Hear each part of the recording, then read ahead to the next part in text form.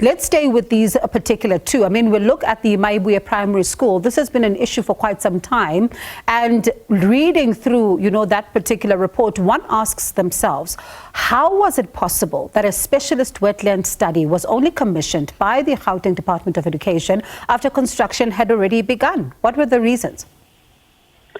Well, indeed, those are some of the findings that the Public Protector, through the investigation that was done, we discovered. And clearly, even people from the Department of Education itself and the Department of Infrastructure and Development in Gauteng, which is the client, did not do, and we found it very strange that they could proceed with a project of that size, which was meant to be around 88 million rand when they started. And then because of these delays and other diversions that had to be done to sort of try to rectify some of those mistakes, the project actually blew from 88 million rand to right now, as we speak, about 138 million rand. And when one looks at this, I mean, this has been an issue over time, and you think about the fact that right now the school is in operation. What happens then in terms of the rehabilitation, for example?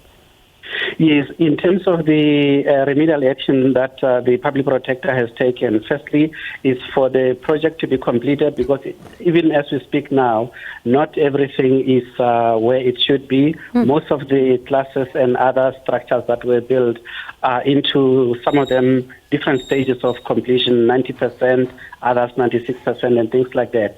So the instruction is that this project needs to be finished.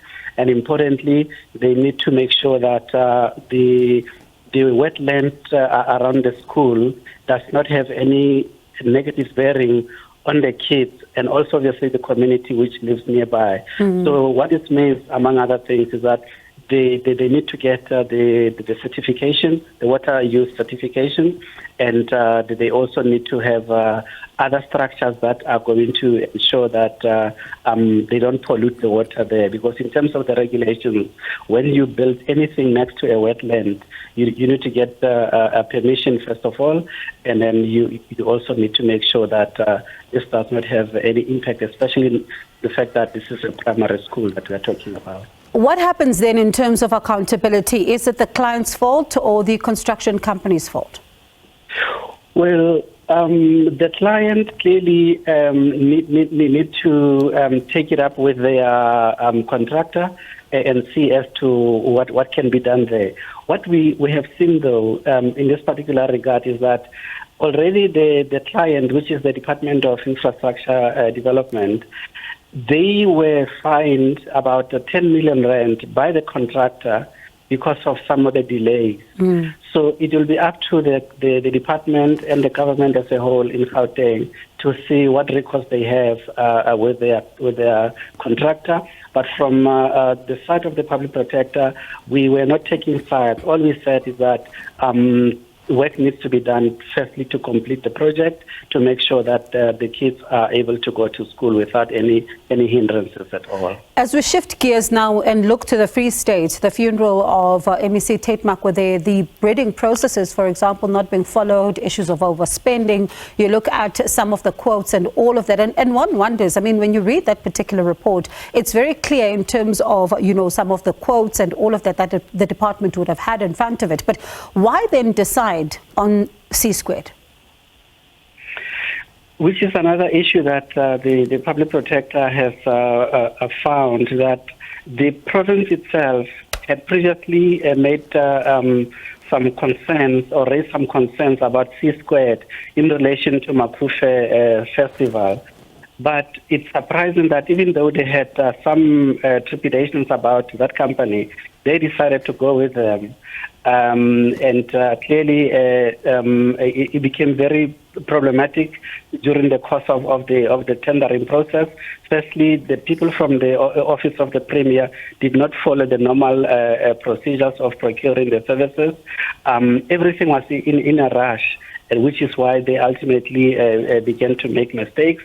And what we found, among other things, is that ultimately they spend about 5.9 million rand, which is nearly 6 million rand, on the funeral of both Mr. Makgoe and the warrant officer who was his protector or the driver. And in relation to the warrant officer, the department of the Free State Office of the Premier spent close to, I think, just over 100,000 rand on that particular matter, even though the regulations do not allow for that.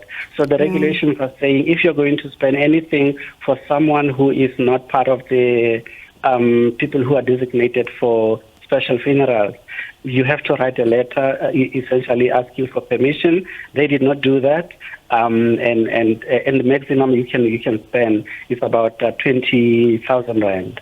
And so those are some of the findings that the public protector found. Yeah, and it's also quite interesting because they speak about a number of companies that they say they would have requested quotes from. But for example, in paragraph of the report, in paragraph 6.1.23.5, you are mentioning one of the companies there that they say they would have sent a request for quotation from, and that's Dots Design, an agency there. But this agency says that they never received, such a request for quotation. And for them, they feel that as much as there were no, adverse findings against them in the public protector's reports, the fact that they're being mentioned in that particular report as having received a request for quotation, it creates kind of a bad perception for them. What does a company like this then do in terms of, engaging with the office or even trying to find out what happened here?